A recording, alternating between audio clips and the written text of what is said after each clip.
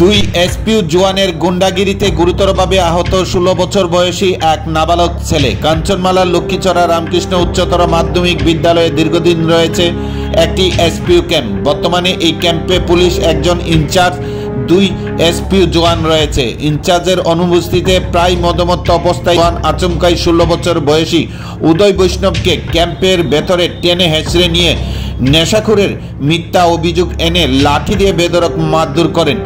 দুই এসপিউ জওয়ানের লাঠির আঘাতে গুরুতরভাবে আহত হয় নাবালক ছাত্র। পরে উদয় বৈষ্ণবের পরিবারের লোকজন খবর পেয়ে উদয়কে আহত অবস্থায় ক্যাম্প থেকে উদ্ধার করে প্রথমে কাঞ্চনমালা প্রাথমিক স্বাস্থ্যকেন্দ্রে এবং আপানিয়া মেডিকেল কলেজ হাসপাতালে নিয়ে যায়।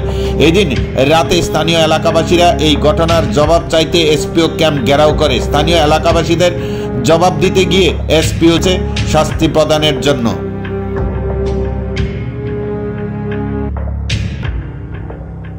আচ্ছা, আপনারা ক্যাম্পে কি লিখাইছে?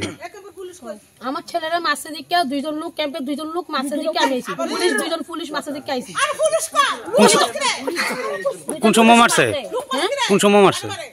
আমি তো কইতাম ভাই না, আমি তো কোম্পানিতে আছিলাম। আমার খবর দিছিল, আমি আইছি 3টার দিকে বলে মারছে। হ্যাঁ, আজকে 3টার সময় মারছে।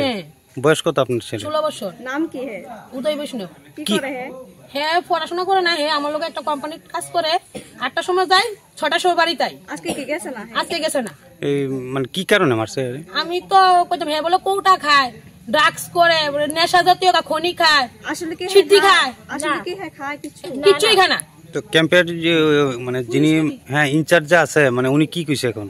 উনি কইছে যে কালকে কালকে বিষয়টা নিয়ে তারা আলোচনা করব। আপনারা করে কি চান? আমরা চাই আমার ছেলেরা যে মারছে বিচার চাই। এই এলাকাটার নাম কি? কাঞ্চনমালা। মানে হ্যাঁ, বাবা কি কাজ করে? হ্যাঁ, বাবার দোকান আছে, নাম কাজ করে। নাম কি? উত্তম বৈষ্ণব।